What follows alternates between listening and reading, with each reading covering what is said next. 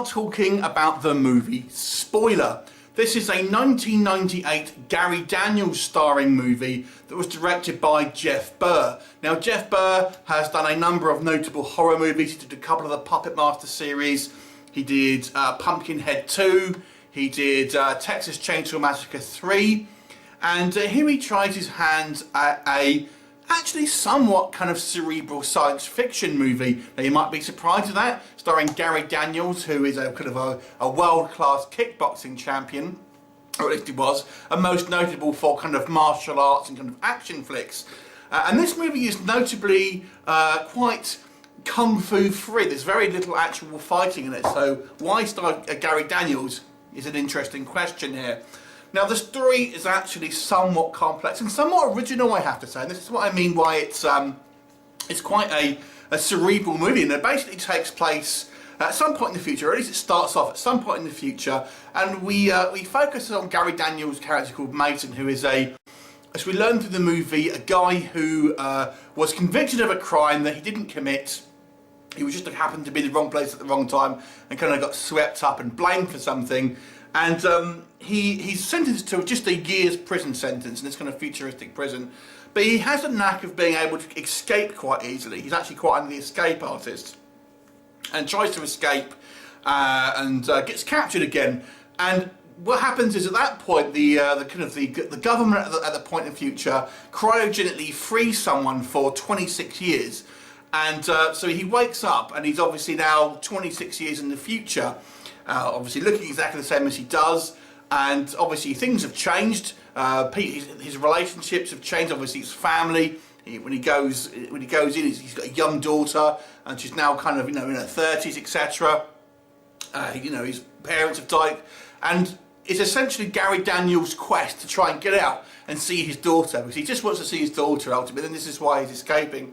And there's actually a number of different escape attempts, both on his own and with other people. And throughout the movie, Gary Daniels' character actually gets cryogenically frozen multiple times, and each time, obviously, he's kind of he's dealing with different sort of characters, and obviously his family are kind of dwindling away as they basically die of old age. So it's a really kind of fascinating concept, and one that I feel is maybe not looked at because it is just a kind of a straight-to-video science fiction B-movie starring a guy most notable for kind of kung fu action flicks. But it does actually have quite an original script, I will say this, and some really neat ideas when as the movie kind of goes through about what it's actually doing.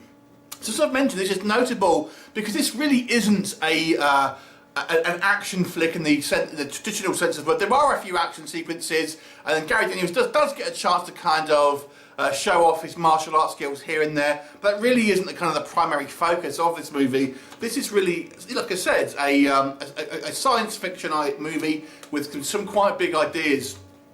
So what works? Like I said, the concept for me is the main thing here. It does seem quite original, and I have to say it's quite a thought-provoking movie, and actually quite tragic. This is actually quite a dark film, so don't be expecting too many flowers and kind of happy stuff here. It's actually quite a tragic tale, and it's kind of there's quite a lot of subtle nods here in regards to the way people are treated, and the corporations are kind of the same, even though they try to kind of repackage stuff, etc., trying to kind of sell you the same old product. Lots of little nods to other science fiction movies. I actually watched this with Paul from Buckaroobanzai, and so there's a couple of things regarding The Prisoner, among other films. You've actually got quite a lot of science fiction and horror alum here. Meg Foster, you've got Brian Genesee, who actually starred in Cold Harvest of this movie, along with a couple of other familiar faces, one of which is a nice surprise if you're a fan of the Reanimator movie, who makes an appearance at the end of the film in quite a scene-stealing role, I have to say. The weird thing about this movie is there's not really a central antagonist. As Mason kind of goes through these different time periods, he's facing kind of different challenges with different people as he kind of goes on. Critiques of this film, the main one for me here, I think Gary Daniels is slightly miscast here. Having someone primarily known for physical action makes it for a strange kind of pairing of this like I've said, a somewhat cerebral movie. And I think Daniels, at this early stage in his career, struggles to kind of maybe kind of do a bit of the heavy lifting in regard to the acting here, because a lot of this stuff is, it should be kind of quite kind of impassioned speeches and stuff like that. It should be kind of quite a lot of being able to emote, and Gary Daniels just hasn't got the sort of the acting chops in 1998 to really kind of to be able to have that nuance. Basically, I think if this maybe cast like a more of an indie actor or something like that, you probably would have had probably quite a well-regarded and intelligent science fiction movie. But as it stands at the moment, you know, it's kind of like what could have been. But it still is an interesting film, and I do like Gary Daniels in this movie. I remember watching this back when it first came out, and I was, you know, I still am a big fan of Gary Daniels.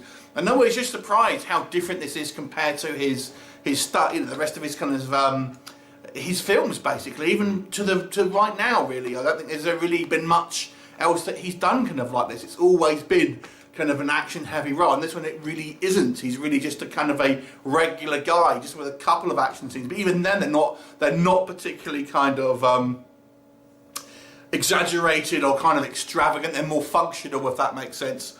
There are some kind of, because you only really focus on Gary Daniels' character, that you don't really get to know much of about the other characters here. So some of them do seem a little bit broad here and there. And by today's standards, some of the CGI might look a little bit ropey. But I've got to say, for a low-budget film in '98, it's actually pretty good. There's a few scenes here where we see kind of, you know, gravity-defying spacecraft and stuff like that. But I actually think the CGI is not too bad. But by today's standards, if you're judging it by that, then yeah, it will look a little bit ropey. And as I said, this movie might not be for some, because it is really, it's just quite torturous. Gary Daniels' character really doesn't get many breaks in this film. There's no real kind of happy moment in this. He's always getting piled on throughout the movie, and bad things are constantly happening and happening and happening.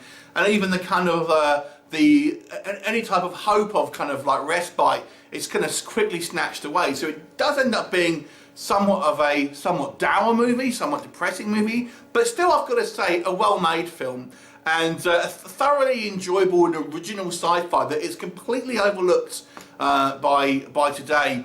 And it's definitely worth checking out, I think, if you are a fan of kind of science fiction, but maybe one that was completely kind of overlooked. Like I said, it feels unpolished, it feels a little bit low budget, and I feel with, you know, with a bit more budget and kind of a bit more care, maybe it really could have been quite the kind of like the classic sci-fi. But as it is, it's still a real interesting kind of entry into Gary Daniels' filmography, and I kind of would have liked to have seen him maybe go back to something like this. Now he's kind of has a few more years under his belt in regards to his kind of acting and stuff like that. So I would check it out. I actually like this movie quite a bit. I'm going to give this movie a 7 out of 10. It's actually quite hard to find. I got this one from Amazon Germany. Have you seen it? What did you think of it? Leave me a comment, and I'll look forward to seeing you next time. Bye for now.